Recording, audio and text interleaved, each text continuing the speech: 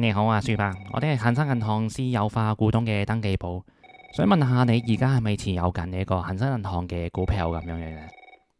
你而家只要咧登記咗咧，就可以提早領翻呢現金回購嘅補償噶啦。喺電話裏頭，聲音好溫柔，亦都好專業，連背景都有銀行辦公室嘅環境聲、電話聲。幾廿歲嘅書伯望一望自己手頭上揸住咗好多年嘅恒生銀行股票，走去諗：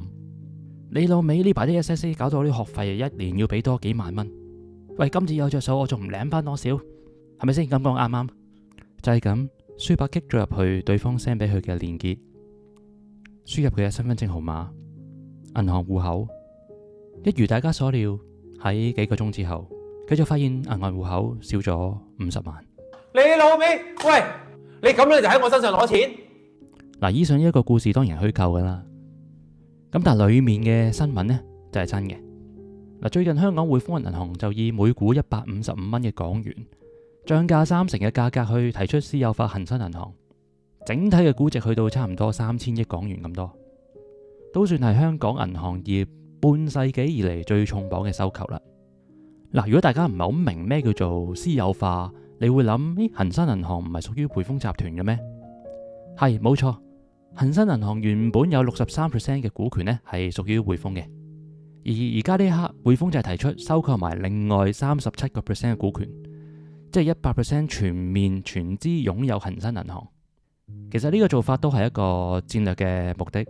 就為咗整合咗成個財富管理啦，同埋恒生銀行裏面嘅零售業務。咁私有化咗之後呢，恒生銀行就唔再上市，咁但係依然可以保留住佢嘅恒生銀行嘅品牌啦，同埋本地銀行業嘅特色。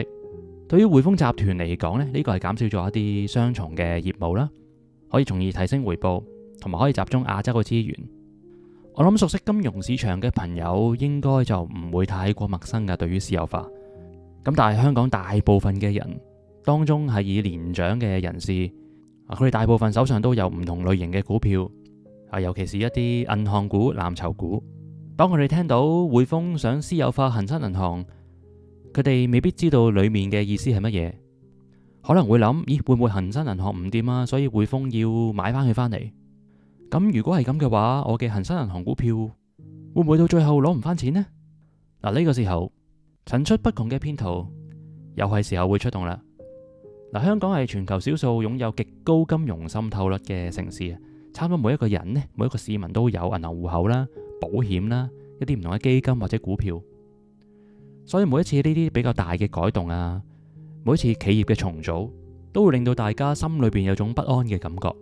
咁尤其係今次匯豐私有化恒生銀行嘅過程裏邊，騙徒當然唔會放過呢個機會啦。私有化嘅過程係幾複雜嘅，一般市民係唔會太過了解，所以好似頭先嘅對話當中，騙徒好容易就會利用電話啦、電郵啦，甚至乎網上一啲唔同嘅群組，去傳遞一啲虛假嘅信息俾各大嘅市民。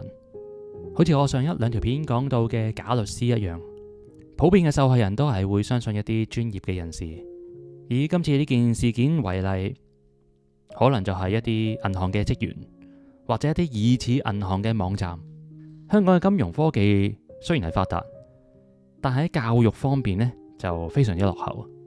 成日都會覺得銀行係保障你嘅財產，銀行係信得過，但係又成日俾啲假銀行網站啊、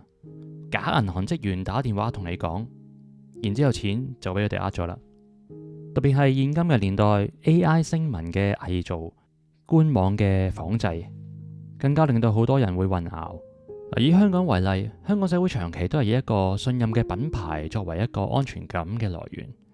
例如唔同行業嘅制服啦、佢哋嘅 logo 啦、懶係專業嘅語氣啦，其實每一樣嘢都可以模仿。當你好盲目咁樣信任呢啲唔同嘅安全感來源嘅話，好容易就會中伏。咁所以如果而家聽緊呢個節目嘅各位，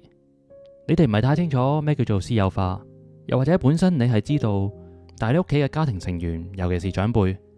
佢哋好可能都係唔太清楚嘅。咁我覺得呢個時間你可以同我哋講一講呢單新聞究竟係咩事，關心下佢哋，提醒下佢哋。如果我哋收到任何電話啊、email 啊，甚至乎身邊啲所謂朋友去同佢講，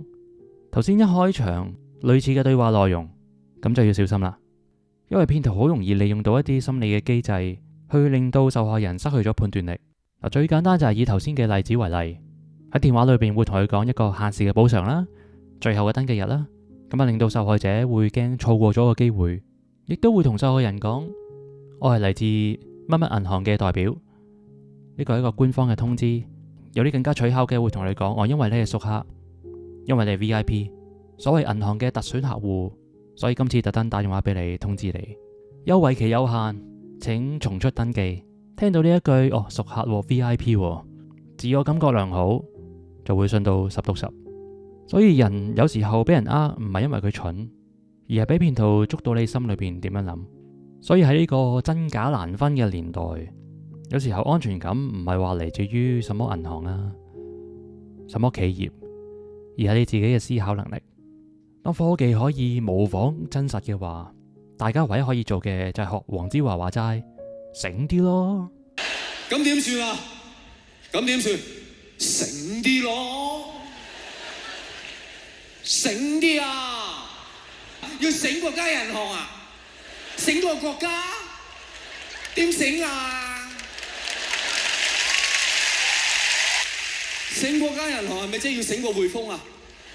好，今日呢一集就純粹想用一個故事嘅形式去提醒大家，喺任何情況之下，騙徒都可以有機可乘。希望大家可以隨時提高警覺。